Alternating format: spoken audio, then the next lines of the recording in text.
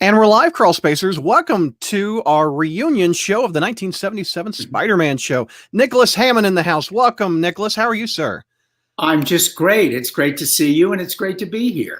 And we have Ellen Bree together again with Nicholas Hammond. This is amazing, literally. Yeah, on different continents even. Exactly. Nicholas is in Australia, and I am in Missouri in the United States. Ellen, are you in California? I'm in LA, yes. And Los Angeles. There you go. And what's funny is the people have started coming into the room before I even hit live. So let's get some comments up on the screen. Stevie is a fan of yours, Nicholas, and you know him. Hi, I know Stevie. I know his daughter, Nikki. I met them both in Liverpool, in England, and they're great people, both of them. So I'm thrilled he's here. Hi, Steve. We have SoFlo says, hello, Brad, Nicholas, and Ellen. There we go. Hello. And he also says it was one of my favorite television shows. Ellen, I don't know if Nicholas and I were talking about this. Have you ever been to the YouTube channel that celebrates the show? It's the Amazing Spider-Man CBS series fan. Have you been to that? That's Paul. And we were talking, he's trying to restore the 35 millimeter prints and make them look modern day. So Fantastic. I think Fantastic. So we got because we were old school, no digital. Yes. We have Birdie Boy. Thank you. Saying hello. Carl says hello. Danzig says hello. Logan is counting down literally. Danzig is in the UK watching us. Oh, cool. Let's see. I've been waiting. I can't wait. Oh my gosh, they're just coming in. We've got 72 people watching us at the moment, which we just hit play a couple minutes ago. So let me get my notes up and let's talk a bit about how long has it been since you two have seen each other? It wasn't 79, I hope. Yeah. Oh, wow. It's been 1979. Wow. I'm afraid it was. I'm embarrassed to say. When did you go to? Well, we kind of went on different paths there a little. When did I leave LA? I left LA in about 86. And I came out here in 80s. I mean, I still go back and forth, but I kind of moved here in 87.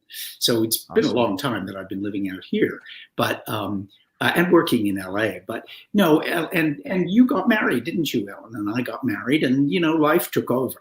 Yeah, we went different paths. I got married, and actually, I got married the year you moved to Australia. I married in 1986. Right? Oh wow. We have someone from Finland says hello. Oh, right.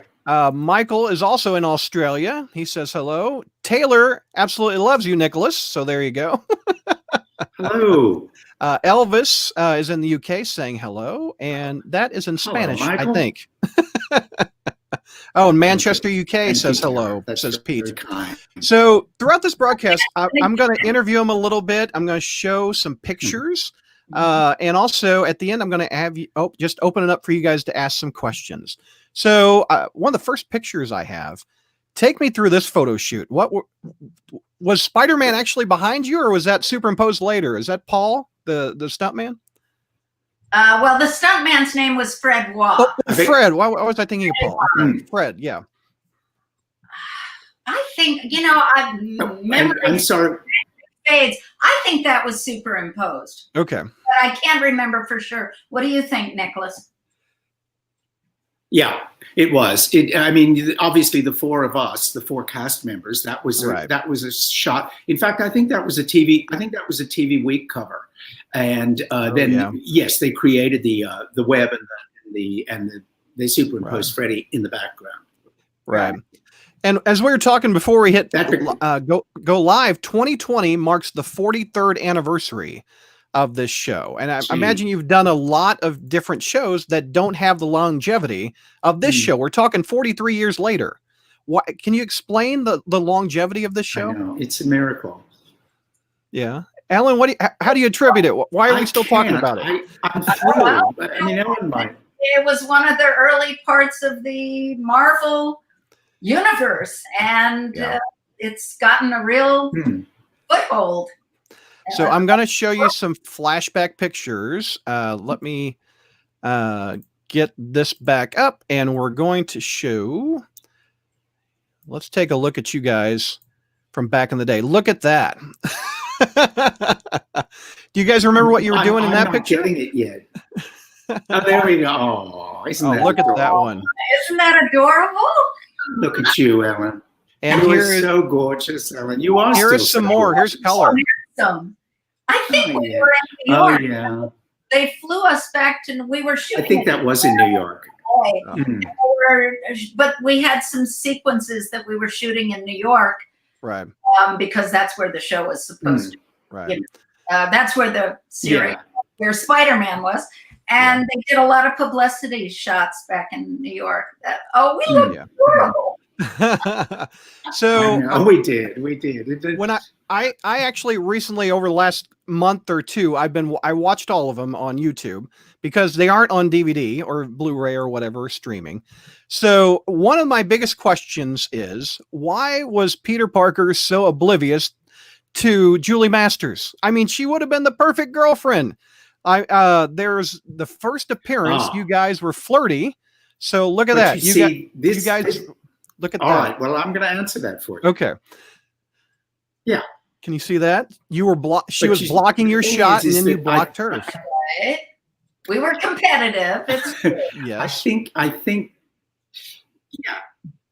it was the thing. I mean, there was a fundamental thing. Yes, we were competitive at our job, but at the same time, it was that unresolved sexual tension because Peter had this thing where he could never let any girl get that too close to him because it would put her in danger. He could never reveal the secret, of who he really was, because the minute some girlfriend knew that, the bad guys would be targeting her. Yeah. And so it was that thing that he had to live with. He was clearly attracted to Julie. Yeah. And that attraction sometimes, took the form of bristling and sparking with each other competitively. But I think throughout the whole series, and it was true with, there was Joanna Cameron and there was Lisa Albacher and there were other girls where you thought, oh, maybe this will be the girlfriend, Rosalind Chow. Yeah. But always at the back of it, in my mind anyway, I was always thinking, if they go back to Peter's place, she's going to see the suit hanging in the closet. And, then what's he going to say? Yeah. And the minute any woman who he allows to, that kind of intimacy with, she's a target. She's got a bullseye on her head with every criminal who hates Spider-Man. So I think that kind of, and in a way, I think it was interesting because it wasn't the cliche of, they just instantly become boyfriend and girlfriend. Mm-hmm. It was, they were equals working at the paper. Right. And that was kind of cool in a way. Ellen, the very first time the very first time you appear on that moped, you give Nicholas a look like you flirt with your eyes to him on that very first shot you were in with him. Do you think they would have made a good couple? I think they would have eventually. Yes. We were on rival newspapers, so there was a healthy rivalry, but also a camaraderie and a genuine affection for each other. Mm-hmm. And I wanted to add, if the series had gone for a number of years, then maybe they would have gotten together. Exactly. But I think so. We were bounced around so much in those two seasons that it never really found its audience. Well, apparently it did, but back then they never gave it a regular time slot, which was unfortunate. And I'm just figuring, maybe in year 6 or 7, maybe we could get together. Yeah. That's one thing I had a question about. What was up with CBS moving it all over the place? I'm sure you're right. I heard CBS didn't want to be the superhero network, is what I've heard. They had the Hulk and Wonder Woman. I heard things like the irony is that Cartoon Network. When the pilot. Go ahead. Oh, go ahead, Nicholas. Yeah, I think it's true because I think the thing is, I was just going to say that, when the pilot aired, it was the highest rated show CBS had that year. Yeah. And I think they felt, we can put this show anywhere. We can change it from this night to that night. And, you know, we've got a huge hit on our hands. And that just is not the way you build an audience, you know. I mean, people couldn't find us, as Ellen said. You know, one week we're on at Wednesday at 7:30. The next week we're on, you know, Friday at 8 o'clock. And people were chasing us to find us. And I do think that's true also, what Ellen said about CBS used to call themselves the Tiffany network of television. They thought they were the classiest network on. And you've got to remember, this is before the whole Spider-Man movie franchise. It's before the Superman franchise. Superhero shows in those days had been Batman, Green Lantern, and things that were kind of slightly sort of a joke, you know, kind of making fun of the character, which is not at all what we wanted to do. And, you know, we wanted to make a really damn good show each week. So I think we just fell between the stools as far as the network. Yeah.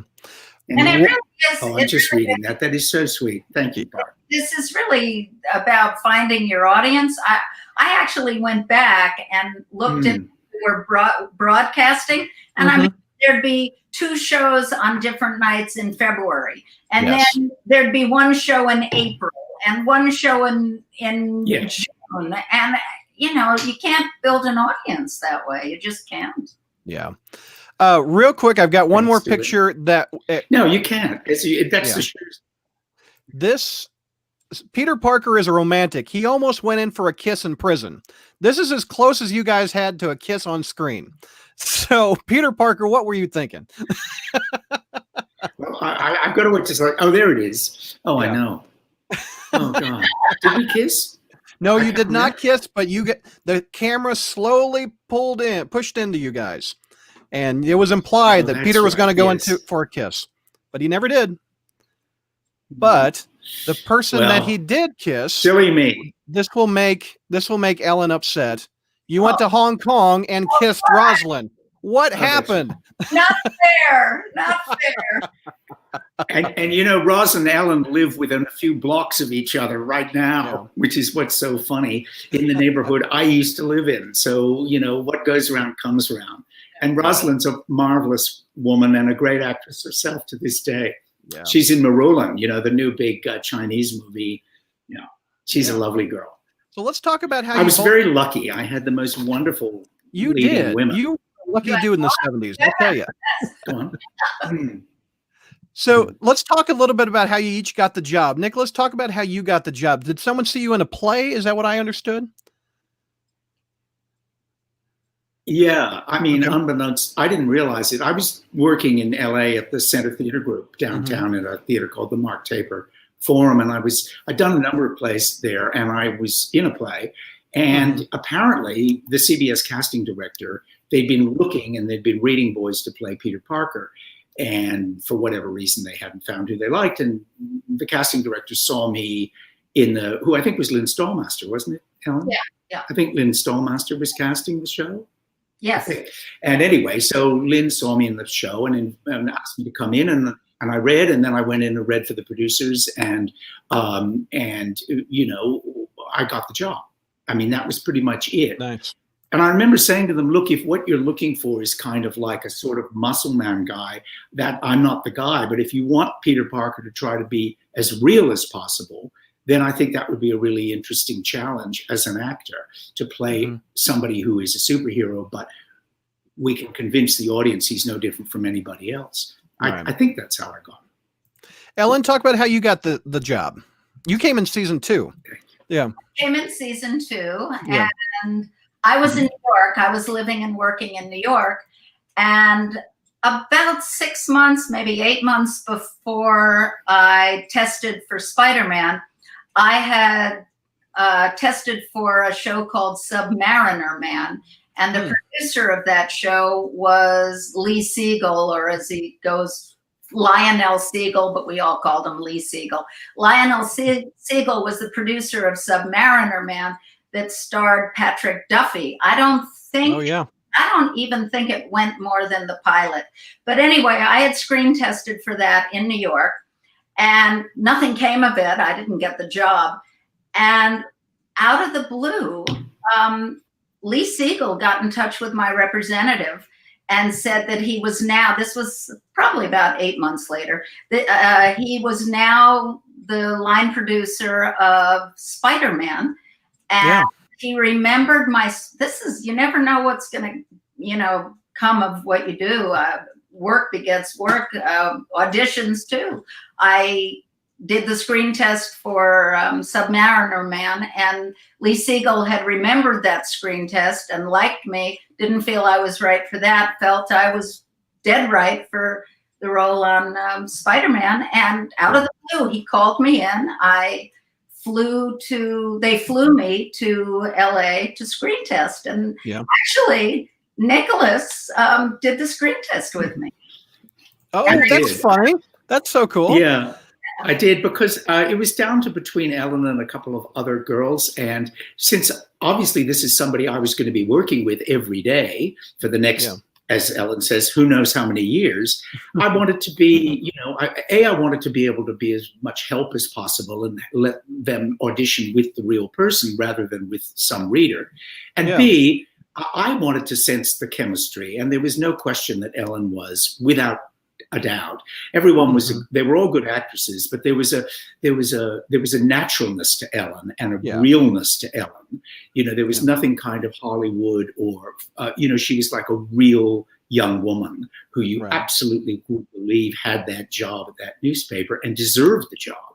So there was no question, I don't think, in anybody's mind among the finalists as to who it should be. Delmo actually is bringing up something I was going to ask you, Ellen. You were the stunt woman for Margot Kidder in Superman 2, and that was before Spider-Man. And I actually have a picture of you with Margot Kidder. You fell on that apple or that fruit cart. Yeah, I did the stunts for Margot Kidder. Yeah.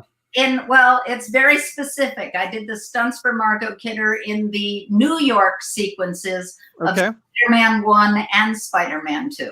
Oh, wow. That's crazy. I watched this scene recently on DVD.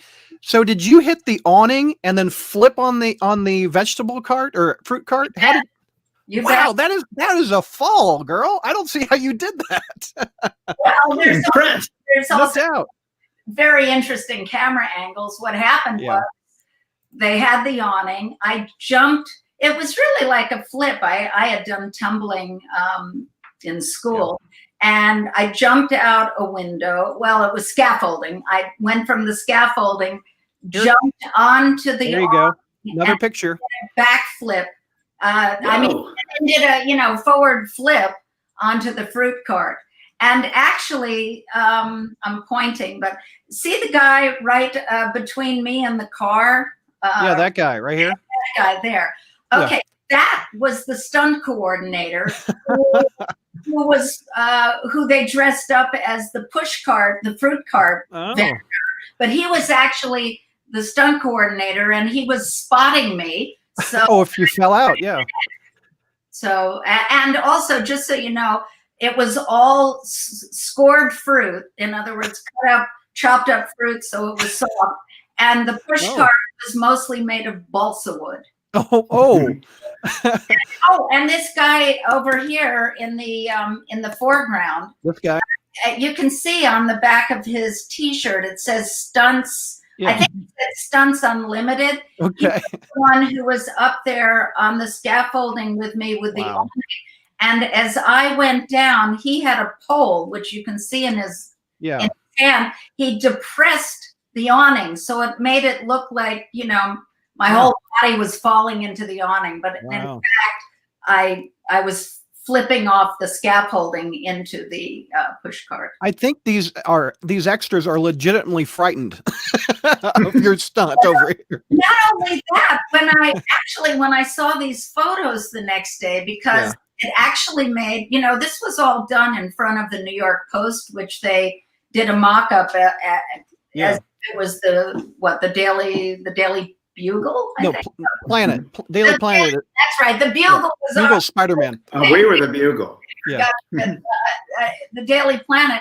It was the New York Post building. So they were covering this very heavily. And the there were a series of shots here that ended up on the front page of the New York Post. And when I saw this photograph, I thought, oh my God, I almost missed the mark. Yeah. I think everyone was genuinely terrified. Luckily, so since we're talking about stunts, I was going to do this a little later, but I've got pictures. Is this you, Ellen, running from a bear in an episode? The bear is over here. Yes, that's the Kirkwood haunting. Yeah, is that you? That's not a stunt double? That's me. So tell me how that stunt went down. You were running from a bear. I think it's me. I remember the whole thing, and I remember running. Yeah. And in that particular episode, bear there. I think they they sort of spliced it in. Yeah. Oh, well, let me pan. Well, there's the bear. Here's the bear back here. I just need to pan. There's the bear. I'm trying to remember that. Yeah. And in that particular episode, I'm calling it the Tiger King episode because at one point, Spider-Man gets a branch and he whips a tiger. So that was the nemesis. As you do. I mean, actually, you're jogging my memory. I believe there was an animal handler. Yeah. And although it was a bear, I do remember this. It was a bear, but it wasn't a ferocious bear. And still, it's a bear. But actually, I had a very healthy lead. Oh, okay. Still. But it looks scarier than it was. Oh, it's still a bear. But the funny thing about those, when they have those animals, wild animals, as Ellen says, they've got a wrangler, and these animals are supposedly trained, and they're trained for the movies. Yeah. But what always happens is, like, I've done them with lions and tigers and things, and they say, look, this lion, he's like a pussycat. He's the nicest animal in the world. You can lie down next to him, all that. Then they get ready to do the shot, right? Yeah. Suddenly, the whole crew has moved like into the next zip code behind you, exactly.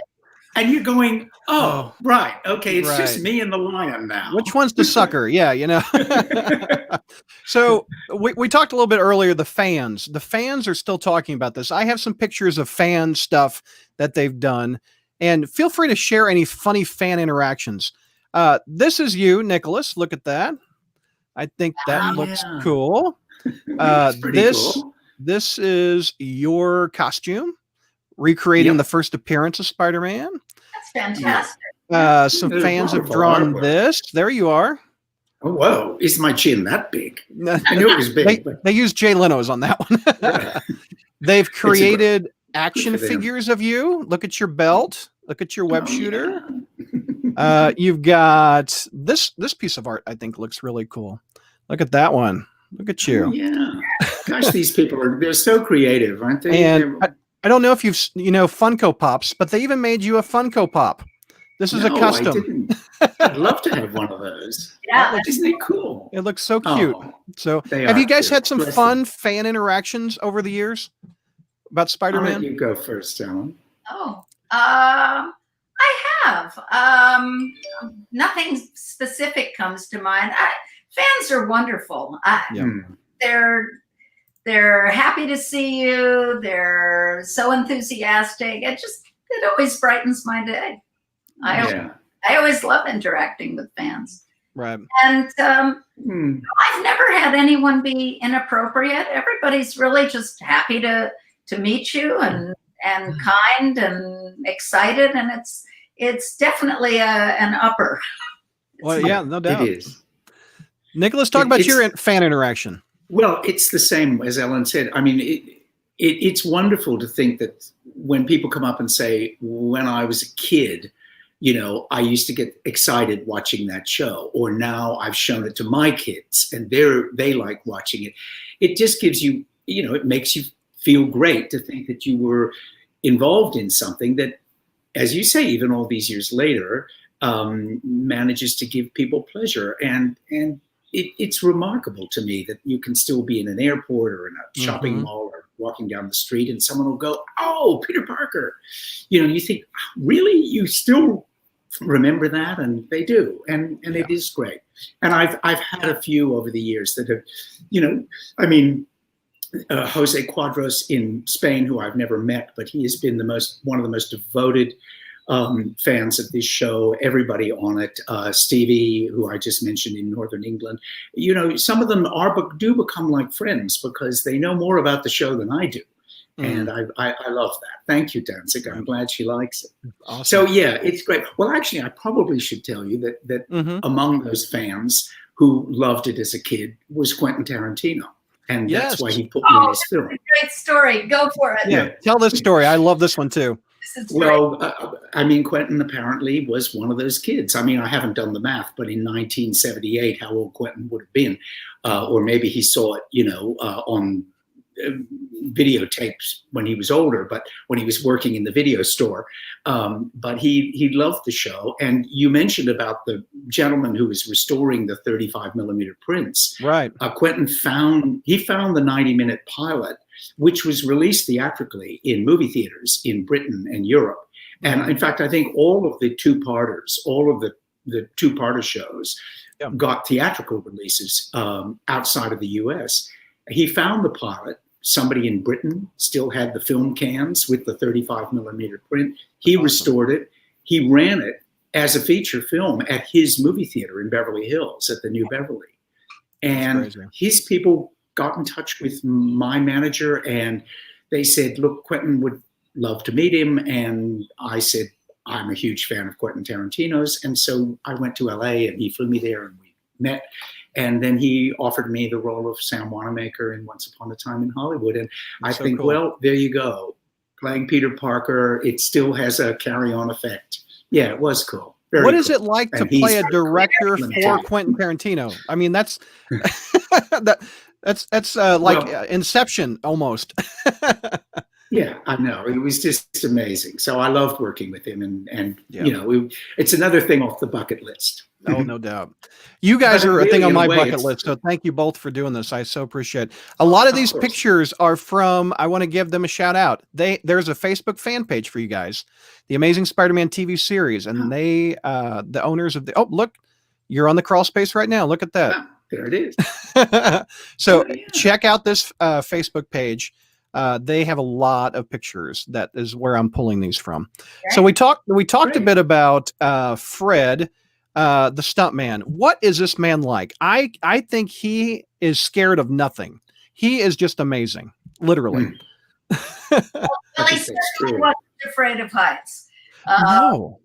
Now he was a lovely man, gentle, soft-spoken, low-key, unassuming. I mean, he was doing amazing stunts, but he was a real team player and just a real decent guy. Very, very gentle, lovely man. I am amazed at this camera that he put on his head, which looks like a football. Camera. Which is a football. It looks like a football helmet. It's got a camera on the side. Talk about that a little bit. Well, I mean, what Ellen says is right. What people forget is, this is long before CGI. So when you see Freddy, 69 stories up on the side of the Empire State Building, that's Freddy 69 stories up in the air on the side of the Empire State Building, or in Hong Kong, or in, LA or wherever. And again, this is before we had steady cams, before we had all the technology. He literally took an old Arriflex 16 millimeter camera and found a way to fit it inside a crash helmet. And he basically invented that himself. I mean, he was terribly clever. He had started out in the circus. He had been a high wire. He'd been a high wire man, which is, I think, why he was completely fearless with heights. They didn't bother him at all. And he was a kind, good man, and was very happy to. Thanks, John. Very happy to know that his role in this was not to be the actor. His role was to be the stuntman. And whenever there was a stunt, I never was one of those guys who said, "Oh no, let me do it." I thought he could do it much better than me. Yeah. I always wore the suit if I had to play a scene with another actor. I didn't think it was fair on another actor because Freddie wasn't an actor and didn't pretend to be. And so, I mean, if you ever see me in scenes with Ellen, for instance, where you see Ellen talking to Spider-Man, that's me, you know, or whomever he might have had to interact with, you know, in that way. But Fred was a terrific guy. Yeah. Ellen, talk about your interactions with Fred. Did you have some scenes with him? Well, as Nicholas just said, when Julie Masters was interacting with Spider-Man, I was interacting with Nicholas because Nicholas wore the suit for acting scenes. The strictly stunt stuff Freddie was doing, and we weren't really involved in that. He was an interesting, very clever man. I mean, in addition to being a great stuntman, he did all this rigging and was the stunt coordinator for the shows. He got involved with all the other stuntmen doing the stunts, and he jerry-rigged a lot of stuff. It wasn't just that camera thing, helmet. That he had all sorts of, you know, jerry-rigged things. That he was a really good man. He was. Go ahead. Sorry, go on. No, I was just going to say that. Well, that was it. Yeah. We have people saying what a thrill this is. I watched it when it debuted. I was 7. It was so amazing. Thanks for doing this. Thank you, Chris. Vinkman says the pilot, The Deadly Dust and Chinese were shown theatrically in international markets. That's one thing they did. They bundled 2 episodes together to make a 2-hour so they can syndicate it. That's how I saw it in the 80s, is syndicated on independent channels and etc. There was a show that they didn't do that to. It was an uneven number. So a lot of people, I don't think, have seen The Captive Tower, which was the first show I did. It didn't get bundled because, you know, it was an uneven number of episodes. That Captive Tower is on YouTube, and I call that your Die Hard episode. Someone takes over a building, and it's a smart building, and that's the first scene where you roll up on the moped. What was that moped like, by the way? It's fun. Yeah. I enjoyed it. I'd never been on a moped before, and I certainly had never driven one. It was terrifying for about 5 minutes, and then it was a lot of fun. And Nicholas, I think I might know my cars. Was that a Chevy Nova you drove around in? I think it was. It was something very modest, I know. It was the idea that, you know, I mean, Peter didn't have much money, you know, after all, he's still living with Aunt May. And that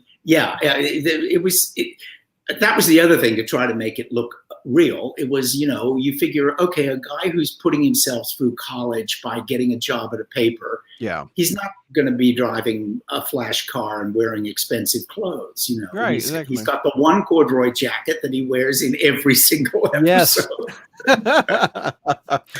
So I wanted to talk about your guest stars and also your series regulars, and talk about him. He was a great J. Jonah Jameson. I mean, he sure was. Robert F. Simon. He talk a bit about what it was like to work with him.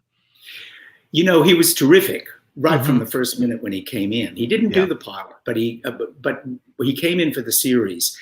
And you know, I've seen Bob on old movies now, and I wish I'd known more about his career when he worked with us, because he was such a fine actor and he had such a great catalog of work he had done before he came in. But he really was, in a way, he was kind of like the anchor, you know, in that office, and we all had great respect for him.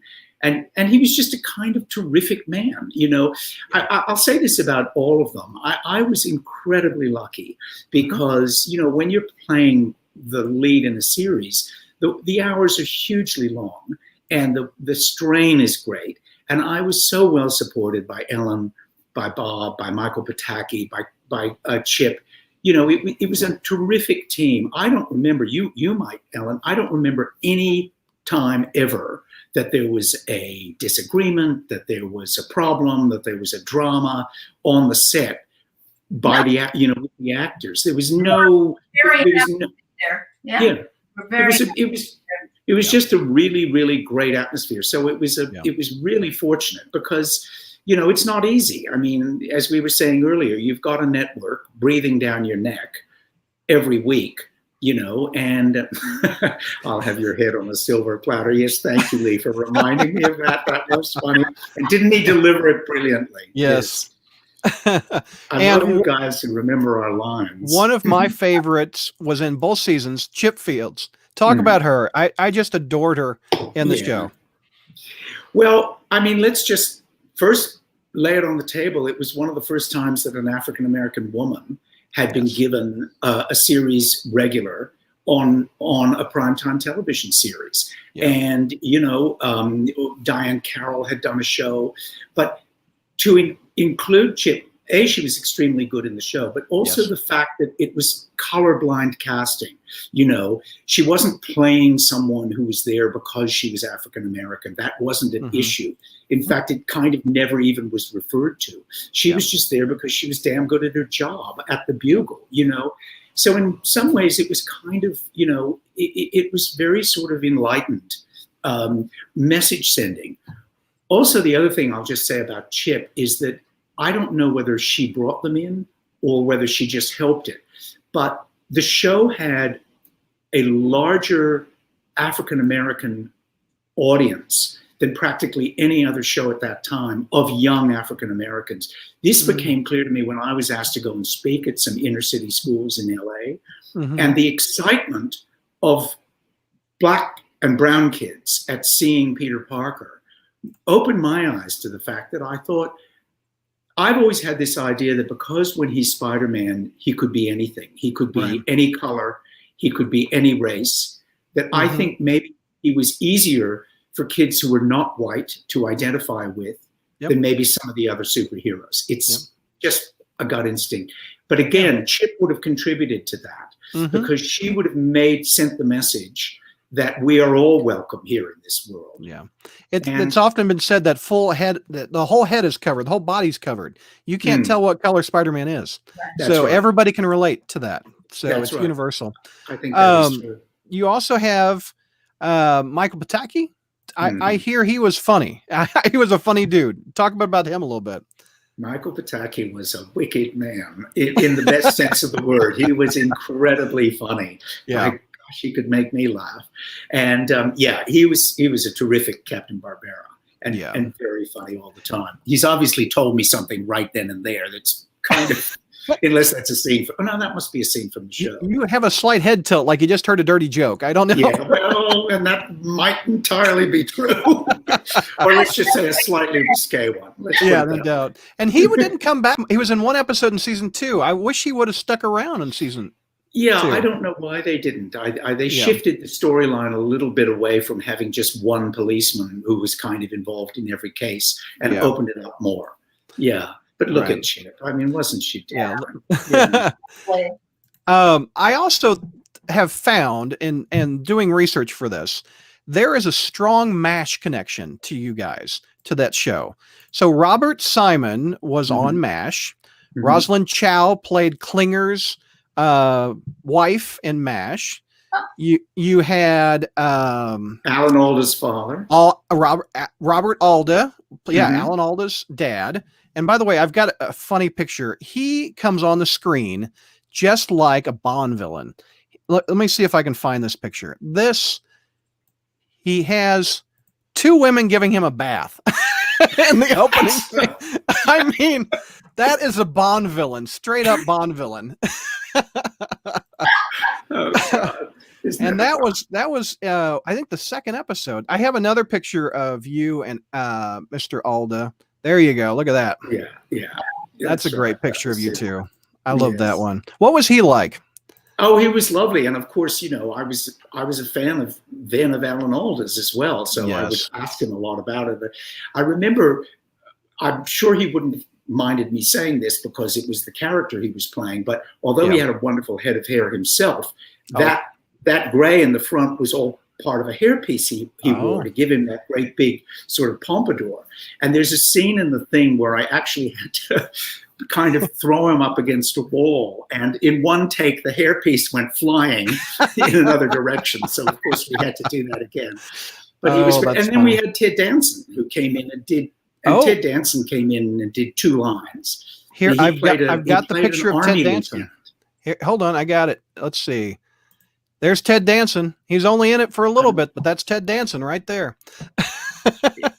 Yeah, and it so was crazy. just before he really had. It was before Cheers. Yes. So yeah, he was, and that was his one scene. He came in and showed me something. And you're handing him a sheet of paper, say, "Go to NBC and audition for Cheers," is what you're saying to him right there.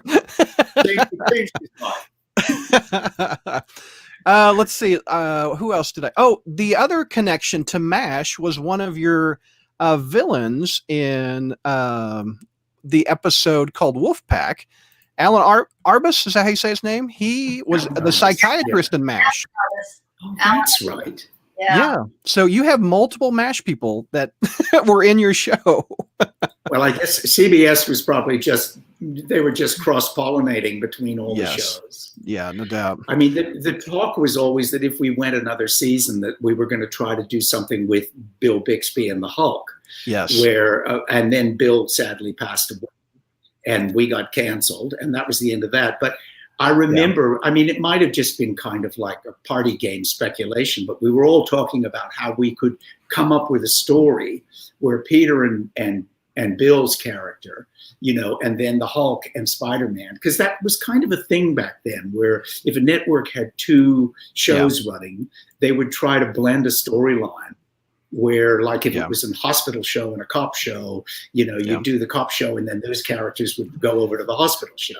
Right. Well, if you go to the Wikipedia page for your show, there is a thing that I think in 2002 or something, you were interviewed and you said in the 80s, you and Bill Bixby were trying to do something. And they also said that you might have had the black Spider-Man suit, because that right around that time, the black suit was introduced. Did that ever get past the idea stage? I don't ever remember wearing a black suit. And I spoke to Bill on the phone, but again, it was all just speculation. Here, the fans have drawn what it would look like. There's Lou Ferrigno, and there's your Spider-Man right there with the belt. Fab. I had that. What I have seen on YouTube, Ellen, you would like this, is somebody clever have mashed together scenes from Wonder Woman, Linda Carter's Wonder Woman, and scenes from our show, where and it's fun because it's funny. Kind of like Wonder Woman gets into trouble and Spider-Man comes to save her, and then Spider-Man gets into trouble and Wonder Woman, is throwing her things. Funny. Yeah, it's cute. So let's talk more about your guest stars. You had Morgan Fairchild on the show on the Clone episode. Yeah. And for the younger kids, that's Chandler's mom from Friends. That's right. I still stay in touch with Morgan. We communicate, and she lives in Texas, and she's a really fantastic person. She's very, very involved in social issues and animal rescue and stuff like that. She's a very fine person. You had let me go. Lisa Albacher. Yes, she was in Beverly Hills Cop 1, right, with Eddie Murphy. I think she was. Yeah. She and her sister, they were the Albacher girls, I remember, back in the 70s. They were both very talented young actresses. Yeah. Yeah. Yeah. And here, I'll start doing the parade of beautiful women with you, Nicholas. There you go. Masters may get jealous. I don't know. Yes, Julie should be jealous. I mean, that's Joanna Cameron, of course. She played Isis. Yeah. Mm-hmm. She'd had her own superhero show. Yeah. Yes. I remember the stuntmen were all incredibly impressed when Joanna came on the set because it was Isis, Exactly. And a lot of them had worked on her show. And this is a young Madeline Stowe. She was on the show. Yeah. I forgot she was on the show. Madeline Stowe. Yeah. You escorted her to like a beauty contest. And was that Escort to Danger? Was that? Yeah, I think so. And there's a great scene because I just recently watched these, and there's a great scene where you grab her and Fred holds her or maybe the stunt woman and takes her to the stage on a web. It's really kind of cool. Who else do I have in this file of your guest stars? It's wonderful to see. Oh, and along with the MASH connection, there is a Superman connection with Ellen. She was in Superman 2. This actor, and let me pull his name up. He's an Irish. So familiar. Gavin O'Harley. Yeah. He played Brad Wilson, the bully, in Superman 3. So there's a Spider-Man and a Superman connection with that one. So there you go. MASH and Superman. There was a guy named Dan O'Herlihy who was a director back then. I wonder if this boy was his son. That looks like that must be a scene at the university. Right. Yes, yeah. They got the potion that Alan Arbus invented and put all you guys. And Ellen, this is the woman that we should be jealous of that kissed Peter Parker. Right. Rosalind Chow in the Hong Kong. How fun was that Hong Kong episode? That looks like you all had a blast doing that one. Oh well, just to go to Hong Kong, was so cool. It was so amazing. I mean, I just loved it. And funnily enough, Roz, who I don't think had ever left LA in her life, and even though she is of Chinese, descent and is, of Chinese ethnicity, she was like more sort of freaked out by it all than any of us. And it was so funny because, but she was great. Oh, there it is. The fans are saying, yes, that's true. He's Dan. He is Dan O'Hurley's son. Oh, look at I thought that. He might be. And Dan O'Hurley was, and Dan O'Hurley, he was a quite a well-known director at that time. That was Roz's very first job. She was 18. Oh, wow. And she'd never been in a movie or a TV show before. So it was great for her, We talked about her career. In the pilot. I will tell you something about Freddie, though, in Hong Kong. When Freddie had the Stuntman, there's a scene at the end of that Dragon's Challenge, or whatever it's called. Oh, go ahead. I'm sorry. I'm sorry? Oh, go ahead. Frozen on me. Yeah, we froze. Go ahead. Can you guys see me now? I can't hear you guys. Oh. What's happened? I can see you. What's happened here? Oh, he's frozen. Can you hear me? Yeah, I can hear you. Yeah, you're back now. You're moving. Okay, all right. There you go. In Dragon's Challenge at the end, there's a scene where I'm not sure if you guys can hear me. Okay, we can. All right. We got you. Anyway, there's a scene on the water, and all these stuntmen have to fight, and it was like a kung fu fight, and at the end, I'm not sure whether you guys are hearing me or not. I'm going to let you talk. We are. No, we can hear you. I think it's buffering. At the end. Yeah, we can still hear you. Yeah, Oh, we just lost him, Ellen. Oh, the fans are writing, we can hear you. Do you know how to get him back? Well, he's got the link. Hopefully we can get him back in a second. Okay. All the fans are like, oh, here he comes. Okay. Here he comes. Okay, there you I'm are. You're back. Hey, look at all the fans. They're like, we can hear you. We can hear you. We can hear you. Oh, thank you. Thank you all. I couldn't. Anyway, I'll very quickly tell this story, but it's just funny because Freddie had all these fantastic local Chinese kung fu guys for this fight. And he had choreographed this amazing fight. Takes place on a huge Chinese boat right on the edge of the water.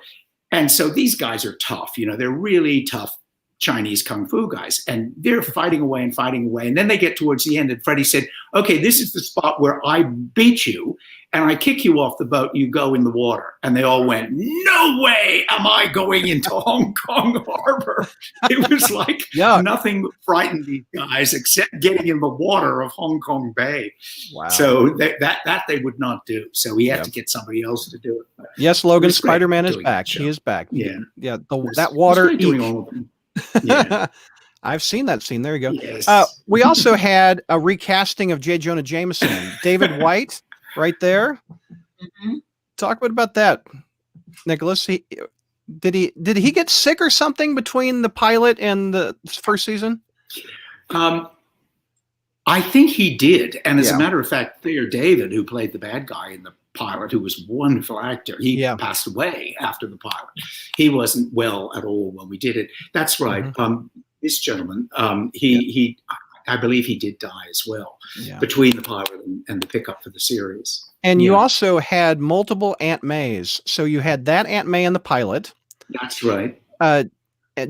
Jeff Donnell. I've never heard of a woman named Jeff. Do you know if that's true? I don't know. And your second Aunt May is right here, Irene Tadrao. Irene Tedrow, who was Tedrow, on. She was also on The Waltons, I believe. Oh, okay. I think she was. Yeah, I mean, she was quite well known for other work she had done before this. Yeah. I mean, I think if you Google Irene Tedrow, you'll see she has quite a credit list. And Hilly Hicks played Robbie Robertson, which I wish he would have came back in the Bugle. I liked him in that role. Yeah. I mean, that's a Spider-Man comic book character right there. So that would have been cool to have him. Yeah. Yeah. It's lovely to see them all again. Isn't it though? But again, Ellen, you could have easily been Gwen Stacy or Mary Jane that just worked at a paper. I'm just saying. Your chemistry between you and Peter Parker is what they have in the Maguire movies, and they have them in the Andrew Garfield movies, the love interest. I mean, you could have totally done it if they just would have changed your name to Mary Jane or Gwen Stacy. It would have been perfect. Well, I wish. Yeah, I know. Now, as Ellen said, if only we had another season. If only we got one. Yes. One or two more seasons. I had a funny situation with the first show we did, which I believe my first show was Captive Tower. And the big bad guy in that was an actor named Nicholas Coster, who's done a lot of work. And he was also a regular for years, years on all my children. And the first day he shows up, I'm like, Nick Coster? Nick Coster, in addition to being an actor, taught me how to scuba dive in the Columbia University pool in New York City, and was a scuba instructor. And we're in LA doing Spider-Man, and he was the bad guy after me. It was that's pretty crazy. That's funny. My scuba instructor. Well, he tied you up and put a gag in your mouth. I remember that. Speaking of, I've got pictures. Julie got tied up a lot. Yes. Let me see if I can find the pictures. Let's see. Is it? Nope, it's not there. Bondage. Oh, well, I thought I had pictures of you all that you guys were talking about before we got on the air. You two and Chip Fields were tied up in a shed or something. It was a really fun episode. Yes. Yeah. And if I could find it, here we go. Got him. Got it. Okay, let me show you guys. Yeah. There you go. That's what we were talking about right there. Yeah, we were. maybe some of the people watching remember. Yeah. Yes, and here is again tied up. Anyway, let's see. We got Sean saying thank you all for the childhood memories. Thank you, Sean. Wow. In fact, should we take some questions if anybody has any? Sure. Questions. Let's hear. A lot of people are asking about the rights of the DVDs and the VHS, etc. Do you guys know anything about why they haven't released it on DVD? No, I have no idea. And everybody, including Quentin, asked me that. Yeah, I wish it was out. Here we go. Yeah. John has a question for Ellen about St. Elsewhere, by the way, which is on Amazon Prime, by the way, which I've been streaming it. I love that. But the awesome portrayal of Ellen played in St. Elsewhere after ASM of the nurse turned vigilante rapist killer is powerful television. And I remember it to this day. Bravo, Ellen. So you took him out, didn't you? Yeah. What was it? I shot him in the balls, but just to be sure, I then shot him in the heart. The character of Peter White. St. Elsewhere was an extraordinary experience. Yes. Great. It was a wonderfly written show, St. Elsewhere. That was really kind of it was the beginning of this, what I think we're in a kind of golden age of television now, with the writing, especially on cable television, this astonishing work. Let's see. Doc wants to know, what was it like the first time you put on the suit, Nicholas? It was kind of a weird experience, Doc, I've got to say. I mean, as I said earlier, I'd never even thought I would ever play something like a superhero. And so you really have to it's like jumping into a really cold swimming pool. You just have to say, okay, I'm just going to do this.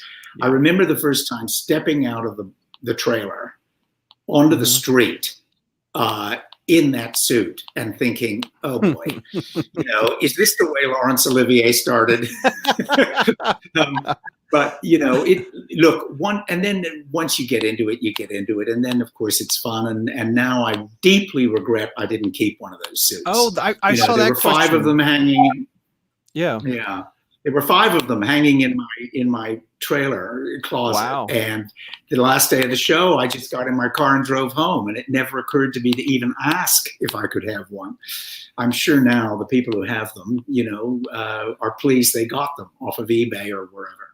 I don't know what happened. I wish you would have kept a web shooter or those eyes of the costume. Oh, yeah. That's very unique. What was it like to see out of those lenses? Could you see? Well, they kept changing because the first ones they kept using kept steaming up, and I just couldn't see anything. And, so like you're running as fast as you can down the street, and then all of a sudden you're blind.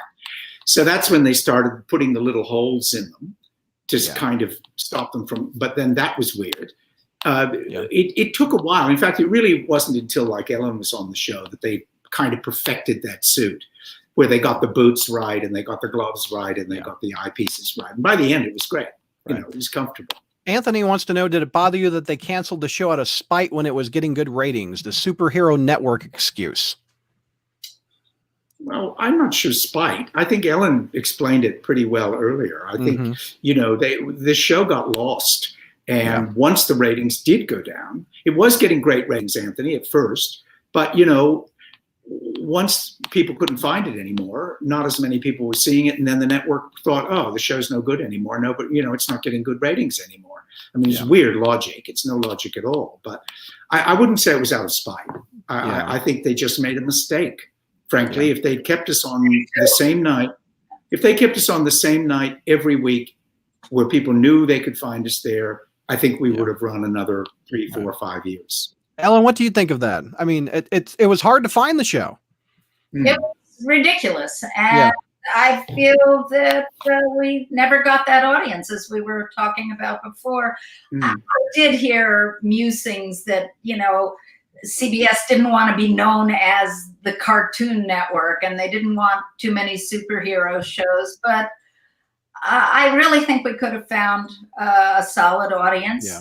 We had been given a fair shot. And as far as how we felt when it was canceled, I don't know what anyone has told anyone, but it feels dreadful. It's terrible. It's awful. You're working. You have a family of actors. It's a family. It's the family. Technician in front of and behind the camera, and there's a lot of camaraderie.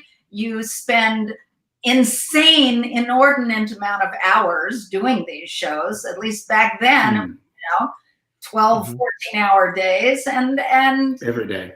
And it's very, very sad when it comes to nobody wants to end. Yeah. In fact, the woman who was Ellen's stand-in and who stood in for, women if Ellen wasn't there, her husband got very ill. And one of the very last things we did as a group, as a company, is we all had a blood mobile arrive at the set, and everybody on the cast and crew gave blood for her husband. And then like 2 days later, they canceled us. And so it's what Ellen's saying. It's, it is your family. You love these people. You see more of them than you do of your own family. Way more. Adam has a question. Did either of you read the comics in preparation for the show or meet with the creators? There's a picture of Stan Lee visiting the set I've seen. Yeah. I spent some time with Stan in New York when we were filming the pilot. But no, we stayed away from the comics because they were trying to create something new, as I said, and this created controversy with some fans. Whereas in the comics, most of the people that Spider-Man has to take on are kind of fantastic figures themselves, whereas in our show, they were all real people. The bad guys were real human beings. They weren't like, monsters and the Joker and things like that. They were real people. So they were trying to do a show that was about a superhero, but the crimes that got solved were like real crimes that everybody could relate to. Right. So that was very different world from the world of Stan's, comic books. Yeah. Ellen, did you read Spider-Man comics or aware of the character before you got the gig? Well, of course, I was aware of the character. I mean, yeah, it's very.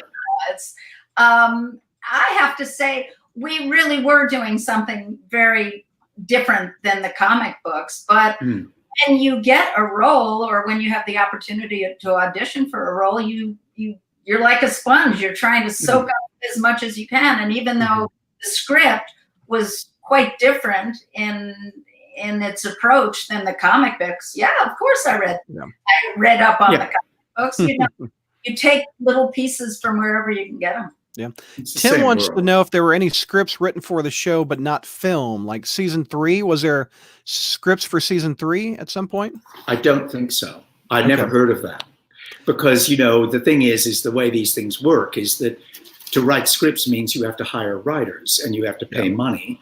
And until they're guaranteed that the show's gotten the pickup for the next season, they're not going to spend that money. Yeah. So I would say, Tim, I have a feeling the answer to that is no.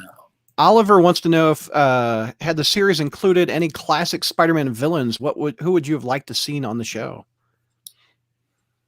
I don't know the answer to that. I don't know who would. You, Brad, would probably know better than me as to who you think would have been a good matchup. I've got some pictures that an artist has done that I think you guys will like. Let me pull this down. They drew you with like the Green Goblin, like the Rhino here. So there's like Doc Ock, and there's Craven. I think that looks like what's the actor? Charles Bronson. I think that looks like Charles Bronson. Yeah. But that's where I got the Hulk. You could have met Adam West, but I remember you talking. You didn't want it to be campy in the beginning. Because that's what was in everybody's mind. Yeah. So Batman was great. What Adam West did was great for what it was. CBS was determined for it not to be a send-up of Spider-Man. That it was going to try to have the integrity. They had Frank Gorshin as Green Goblin. But he was the Riddler, so that would have been very similar. Yeah. That would have worked. Let's see. Let's take some more questions. Ellen, was your character very jealous of Peter? What do you think she wants? To date him?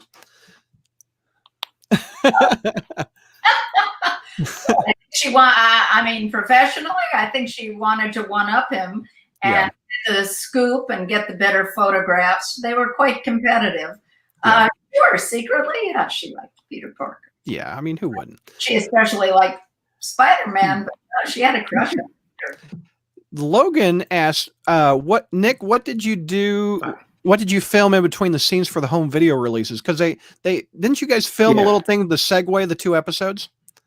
Well, I did. I'm not sure if Ellen did. I remember being taken into a little studio. This was after the show had been canceled, and just to film like tiny little 1-page scenes that would somehow try to bridge the 2 episodes so they could. It was like a little drop of glue to glue 2 episodes together.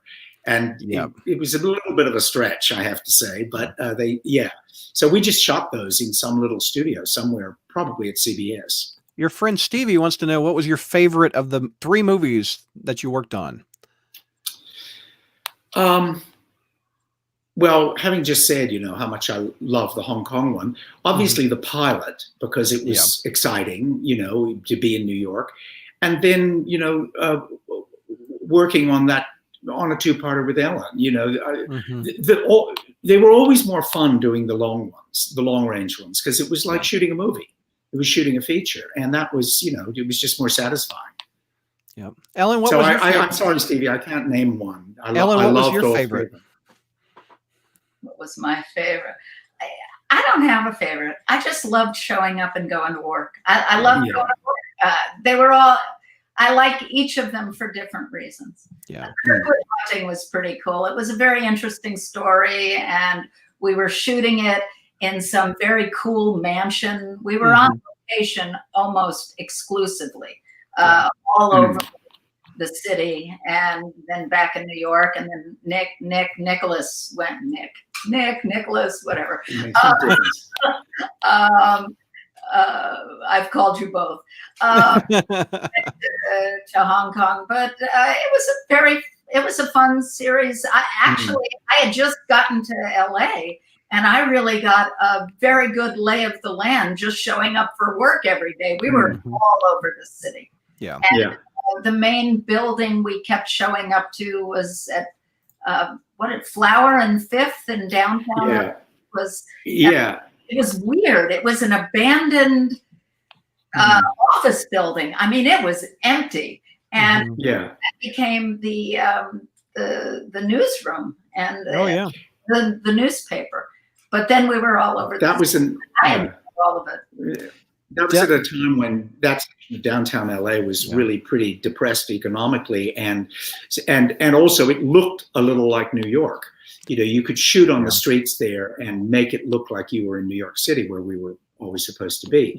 They have and yes, Delmo, I just saw your question, and I think it would be great to do commentary on the DVD. I think that would be really fun. Joe has that same question. Yeah, of course. If anybody, if somehow they can wave a magic wand and put out a Blu-ray, I'll instantly put my hand up to, and I'm sure Ellen would too, you know, to do commentary on the episodes.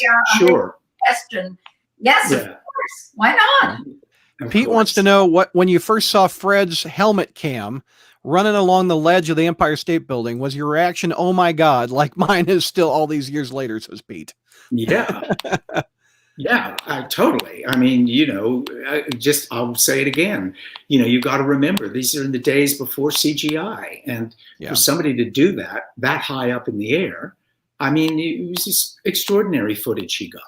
And it used to, the one thing that used to annoy me is when everybody would say, "Oh, I can tell that's fake. You know, he's not really on the side of a building." And I would think every single shot is real. Every shot.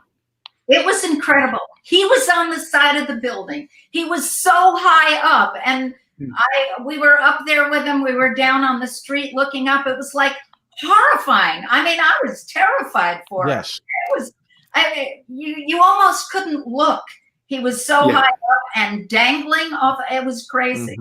It was scary to watch. And also, you've got to understand that a lot of the times when you saw it in the episode, it was kind of a surprise because we had two crews. We had the A crew that was working with us, with the actors, and then there was a B crew shooting the stunts in another part of town, because just time-wise, to get it all shot, you know, we had to turn out an episode every 7 days. And so a lot of the stuff Freddie was doing, we had no awareness of, because he wasn't working where the actors were shooting the scenes. And then you'd watch the show. If you hadn't gone to rushes, you'd watch the show and you'd think, how did he do that?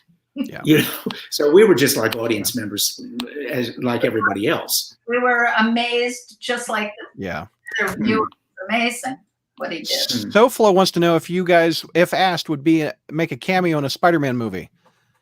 Ask, sure. No, I get that question an awful lot, and my answer is always the same. I think it would be a kick to do it, and I think it would be a big kick for the fans. You know, now that Stan always used to do the cameos, but now that Stan's no longer with us, and people used to wait for the Stan Lee cameo in every Spider-Man film. I personally think it would be fun if Sony decided to have us in one. Do you have a role that you guys would like to do? I mean, they've said, Nicholas, you could be Uncle Ben and get killed, and that could be the motive. You've probably heard that one. Would you? I get it all the time. Would you like that role? I don't care. Sure, that would be great. I'd be a waiter in a restaurant just to walk in the background and have the audience go, "Is that?" You know. It would be an honor, and it would be so fun. It would be so much fun for the real diehard fans of the show, because they don't know who we were. Maybe other people might not realize, but it would be kind of an inside thing. It Look at that. The new Uncle Ben. And Ryan says, "I approve." Thank you, Ben. Get the petition going. The dude is in shape. He could still wear the suit, says Joe. Oh, thank you. That's very kind of you. Pinkman wants to know, what was it like working with Joanna Cameron? Oh, well, she was a little bit overwhelming because, you know, she was kind of like a real movie star back then. She had just come off of ISIS and she had like a big fan base of her own. So when everybody said, whoa, Joanna Cameron's coming on the show. But she was great. She was lovely, down to earth. Like we were saying before, there wasn't one bad apple on that show. Not one in the whole time we did it. So, but Joanna was lovely, really good and very good in the show and looks good in a bikini. I have the picture. We've seen it earlier. Dear Nicholas, it was a character study of you that Peter was very intellectual and take the things that happened very seriously, or was it a direction from the producers, etc.? I would say it was both. Is it Candido? Candido Gazzoni. I would say it was a bit of both. You may not have been listening, but right at the beginning, I was saying that when I was cast, I did say, I think the only way I can do this is if I'm allowed to play him as a serious person, serious in the sense of a real person, not a joke character. Yeah. And I thought, well, he's majoring in science at a university, getting his master's or something. Plus, he's got this job at a newspaper. He's not an idiot, and he should be intelligent. And I mean, I looked at a little scene just a while ago between Ellen and me that I think was from. I think it was from the one you just mentioned with Nick Coster, and the conversation between the two of us. It's an intelligent conversation. Yeah, it's not like kind of just throw away. You realize, gee, these are two smart people. Yeah, and so I was pleased with that. And yes, it did come from the direction of the producers and the directors as well, because we were all kind of in agreement that that's what these characters should be. Nicholas said he just watched an episode. Oh, go ahead, Alan. I'm sorry. In fact, when we were shooting at a college campus, that episode you were talking about and you showed photos where we went in, Nicholas went into the lab. That was Caltech. Oh, wow. Yeah, it was. At Caltech. Yeah. Ellen, Joe wants to know the last time you saw the episodes. Nicholas said you just watched them recently. How many years has it been? No, I watched them about, last year I did an interview for Joe Stuber, who's asking this now. And I watched there you go. So I watched some of the episodes last year. Yeah. And I liked them. It's a miracle that they hold up the way they do. I think. They hold up. As I keep saying, when people say, oh, well, some of the special effects are a little bit on the corny side. And I think, well, if you'd given us $30 million, we could have done what the Spider-Man movie that Sony made did. Exactly. But back in the day, on the budget of a weekly TV series, we did the best we could. Yeah. Jove wants to know about props. Did you get a web shooter? You didn't get the suit. Didn't get anything. I got the belt buckle. I've got the belt buckle. Okay. I still have it upstairs. That belt buckle has a giant silver head of Spider-Man on it. That's right. That was unique. Yeah. Ellen, did you get anything from the set as a memorabilia? I got some of my wardrobe. Oh, there you go. She had some nice outfits. You had better outfits than I did. By the way, Joe says you rock, Ellen. Joe wants you to go get that belt buckle. No, we'll lose a connection. Well, you've seen it in the show. Anthony wants to know about that funky TV theme. He says he loves that saxophone. It's very 70s, but I love it. Talk about that theme song. That composer. Yeah, he was a well-known film score composer at the time. His name is just going out of my head. But if you Google it, you'll look him up. And he did a lot of films. And I know now that opening credits music. Oh yeah. The second you hear it, you know what show it is. Yeah, you can't. It's in my brain since I was age 5. I can't find it, but several people were asking if you guys have seen the Spider-Verse movie where there's multiple Spider-Men in the dimensions, and you two could totally do voice acting in the cartoon of the 70s Spider-Man. I mean, would that be cool? I haven't seen it, but that would be cool. It's the only. I haven't seen it, but it sounds cool. Yeah. It's the only Spider-Man movie that's won an Academy Award. It was Best Animated Feature. for I think last year. If it's on Netflix, I'll have a look. I think it is Netflix. So Spider-Verse, type that into search and you can watch it. Spider-Man in the Spider-Verse. Yeah. It won an Academy Award. So the theme song is awesome. There's been some remasters and orchestral versions of it made by fans, and it's an underrated gem. Yes, I would agree. I think so too. Thank you. Danzig says you're stunning, Ellen. And Sean says they hold up because the performances hold up. I would agree. Yeah. Thank you. Yeah, well, that was the idea, was to have the acting carry the show rather than have the stunts carry the show. You know, Joe has the composers there, Stu Phillips and Dana Kaproff. Dana Kaproff, that's the one name I was thinking. Yeah. Oh, the same guy did Knight Rider. That's a memorable theme song too. I didn't know. Mm-hmm. Hassan says yes, Spider-Verse is on Netflix, so you guys can go check it out. Thank you. We'll watch it. Thank you, everybody who's watching, by the way. Yeah, I was going to say, you were asking us a question before about what's it like to interact with fans. Well, you can see it's delightful. It's wonderful. Yeah, they love you guys. Well, they're wonderful for us too. It's lovely. Anthony wants to know, did it bother you they tried to pass off LA as New York City? Did they do that? Yeah. I mean, the show is supposedly Peter Parker lives in New York. The Daily Bugle's in New York. But, the reality is, and I mean, it wasn't just our show, NYPD Blue, lots of TV shows. They will shoot, West Wing. They will shoot in LA and then they go to whatever city they're supposed to be in and they shoot a lot of stock stuff. And then they integrate the stock footage into the various episodes, I mean, even shows with much, much bigger budgets than ours, like West Wing.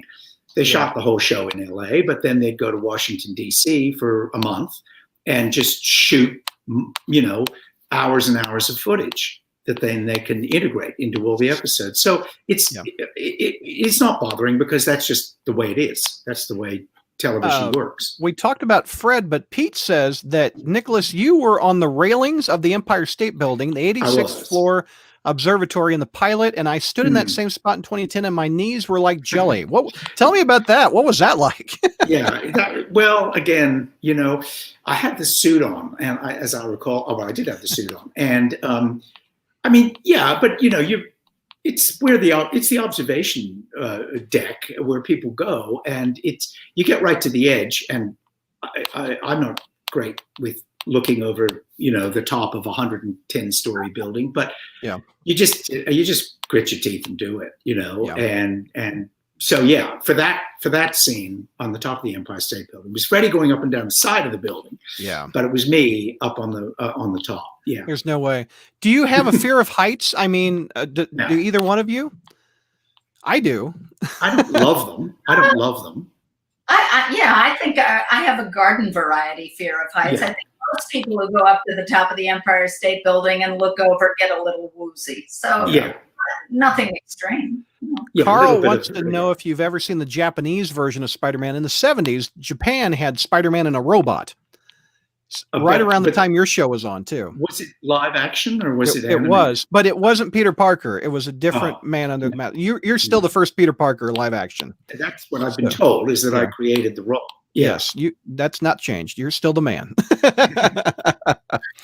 Let's see. Adam, again, wants you guys both in. Thank you very much, Adam. In another Spider-Man movie. Sean is still crushing on Ellen 40 years later. You should, Sean. Anthony says he had to chuckle when he saw palm trees instead of brownstones. Yeah, well, that happens. That was a flub. Danzig says you're the GOAT. That means greatest of all time. Well, we think so. Oh, well, thank you, Danzig. Ellen, we got one from Dan. This is off topic. When you did the movie version of the Dallas Cowboy Cheerleaders, how difficult were the routines? I didn't know you were in that movie. That's cool. Dallas Cowboy Cheerleaders with Seymour and a bunch of other good actresses. It was tough. I mean, we were working with a choreographer and had to rehearse a lot. It was a lot of fun, though. I mean, going out on the football field with the pom-poms and in the outfits, it was a dance routine. Choreography, we had a lot of rehearsals for that. once we ended up doing it, though, the adrenaline pours through you. It's a lot of fun. Yeah. I think this comment is funny from Greg on YouTube. He goes, "You both are fantastic. I didn't like the paper chase because it replaced Spider-Man on CBS." That's right. It did. I remember that paper chase. That was the show. Who remembers that? Well, evidently Greg does. I think that's awesome. Well, good for you, Greg. That's right. They did. Birdie Boy says, could Nicholas Allen say, "Wake up, you're missing a great reunion as it's 2 a.m. in the UK." Wake up, Russ, you're missing a great reunion. Hey, wake up, Russ, you're missing a great reunion. I'm impressed you're up at 2 a.m. to watch us. Again, well says done. Joe, in the absence of an official home video release, this is amazing for us fans. Thanks. So, and here you go. Danzig wants to know, in an ideal world, how would you have ended the show? Or where are you two together 40 years later in that universe? I hope so. Well, we're here today. Yeah. Yeah. Maybe they would have had a child, and the child would have inherited the superpowers, a girl or a boy. That would have been kind of cool. There is a Spider Girl. There is a Spider Girl. You see, that could have been interesting. Yeah. You know? Oliver wants to. The true thing is, how would we have liked the show to end? We didn't want it to end. Exactly. No. Oliver has a Brady Bunch question. Would Doug Simpson and Peter Parker get along? I think Peter Parker was much nicer than Doug Simpson. Doug Simpson was a jerk. I mean, after all, he dumped Marsha Brady. I mean, that there ought to be laws against that. You know, you need to go to jail for that. That's like burning the American flag. Dumping Marsha Brady? Come on. I know. But she did deserve it, I might say. That's a whole other conversation. But so I'd say Peter Parker would not have gotten along with Doug Simpson. He wouldn't have liked Doug Simpson. There's several questions asking about Stan Lee. Do you know if he liked it or didn't like it, the show, or if they took too much liberties by taking Uncle Ben out of it and replacing it? Because Uncle Max was mentioned. You guys, have you heard? Because there is some changes to the show. I mean, your motivation to be the hero isn't because your uncle died. It's because you got bit and you wanted to do good. So did you ever hear Stan upset with that, or? I didn't. I have heard those stories that you know the show didn't live up to what he wanted it to be for whatever, and I guess because it was different from the character he created. Yeah. I think it's a common situation that if a writer writes a book or an animated book or something, and then it's adapted to film or television, you know, sometimes the original writer feels, well, you know, that's a different vision from my vision. And they're either okay with that, or sometimes they get very kind of defensive and protective. I've spoken to some people recently who knew Stan very well, and they said that's actually been hugely exaggerated. He really didn't have a real problem with the show. So I don't know the truth, because I never saw him again after we shot the pilot. Right. Logan loves Ellen on Star Trek The Next Generation, the Quality of Life episode. That was great. You worked with LeVar Burton, if I remember correctly, in that episode, I think. I did. A bit. What was that like working on Next Generation? I loved it. Yeah. It was fantastic. Well, it was a wonderful role. The whole episode revolved around this alien humanoid, alien humanoid. And it was fabulous. It was a wonderful show to be a part of. Jonathan Frakes, who was a regular on the show, was also the director.